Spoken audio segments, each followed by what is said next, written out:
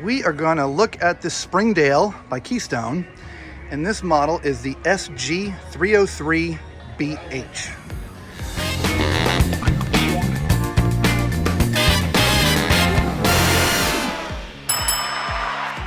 And so you can see this has a full pass-through storage. Not very tall, but it's pretty wide. It's probably, I don't know, 2.5 feet wide, which are only about 18 inches or so tall, maybe about 15 inches, okay? Now, it's about a 17-ish foot awning, I guess. It's pretty good size. There's some LED lights underneath there, which are awesome. Now, this has got your standard windows. Now, this is a really good basic entry model. Right, normal price, about 27,000 sale price. Weight, 7,800 pounds, sleeps 8 people. 7,800, not exactly light, but not too bad. There's a hookup for an exterior TV, little shower. Now there's a second door here, so you can use the bathroom from inside and out. You don't have to go through. It's got a rear kitchen, which is nice outside.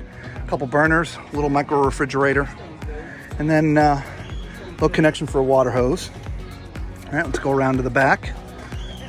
Now this does not have a ladder to get up to the top, so you'd have to have a separate ladder. There's a bumper mounted spare tire, which is nice, and there's no hitch back here for anything else, but which is fine. And it is wired for a Voyager backup camera. Okay. Now back here's another slide. You actually have 2 slides on this side, super slides. In the middle is your connection point, so this is where your power. Looks like 50 amp, so you'd have 2 AC units in the unit, and that's where your sewer connection is for your black and your gray. All right, here's your connection for your water. And again, the other side of the storage. All right, got an electric jack. Speaking of jacks, your leveling system is also electric. So you just hit that button right there, and that extends the jacks to level up your RV. All right, so let's go inside. Oh, you got your solid step, which is nice.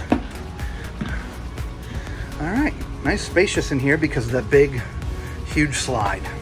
Okay, so this is a fold-out sofa, which is great.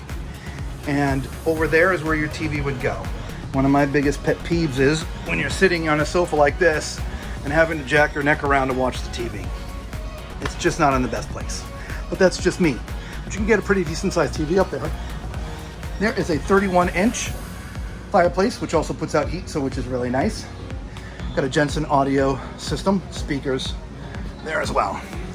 All right, small kitchen, all right, a little bit of storage, not a lot, but again, I would not consider this for full-time. This would be for more vacationing. Greystone 3-burner, and same with the microwave. Here is your Everchill. I believe this is a 12-volt. Okay. And a nice dinette with storage underneath. So you just lift up the seat there, and you pull that up, and there's storage underneath the table. Now this also goes down, and you can convert this into a bed. There's some storage doors here. Maybe use it as a pantry or whatever. So into the bathroom. It's time for Tallman's Toilet Test. And because the door is here, it's not too bad. It's a little bit tight, but this is very, very doable. What's interesting, well, I guess you could put the toilet paper back here on this wall. Okay, so let's see what the shower looks like with a regular shower curtain. Now this is a pretty healthy step up into the shower, so I'm going to be well up into the bubble.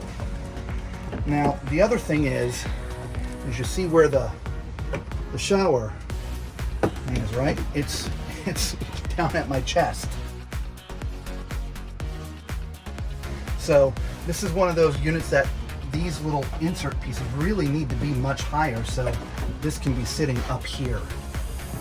So not the best design for a tall person. And again, as I've told you before, I'm not fond of the curtain because to me it's just going to let water out. But because this is so narrow, if you didn't have a curtain, you can see my shoulder is outside the curtain here, so a little bit tight. So let's get back to the BH part of this, which is the bunk house. Now, this is a neat area. These are futons. So this fits out into a bed if they're not futon. And then this is another bunk up top, but this also jacks up like that if you want to sit in there. Lots of space back here. So if you had kids back here playing, plenty of space for them. Okay, there's the bunk up here. And as I spoke before, these little teddy bear type mattresses, this is good for a couple days for kids, but if you're an adult, you're not going to want to sleep on that very long because it's just very hard. Okay, there's a little bit of storage here, not very much. Okay, and then a spot for TV if you want to put a TV back. So here's the bedroom. I guess we forgot to show you the bedroom. So it's got cabinets on the side, which is where you'd hang your clothes. Well, there's no doors up here, but there are 2 shelves, so that's where you put some shorts and t-shirts and things like that. The bed would go up for storage underneath. And what's neat, and now these are carpeted, you can actually access down underneath there. Now, if you're going into a cold environment, that's going to let a lot of cold air in here. So, as I said, this is not going to be a 4-season one or something you're going to want to do full time. Over there, that's where you'd mount your TV, and again, you'd have to kind of put it on a swivel so you could watch it.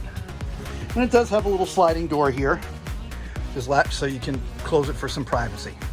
So, all in all, not a bad starter for the price. If you're just doing some vacations for a couple months out of the year, or even just a month or a couple weeks, this would be a great starter RV, especially at the price point. All right. Well, we hope you like this review, guys. If you did, give us a big thumbs up. Helps us out a lot. Subscribe to the channel. Hit that bell notification so when we put out some more reviews, you'll know when they come in. We're going to be continuing here at the Tampa Bay RV show. So we'll see you on the next one and talk to you soon.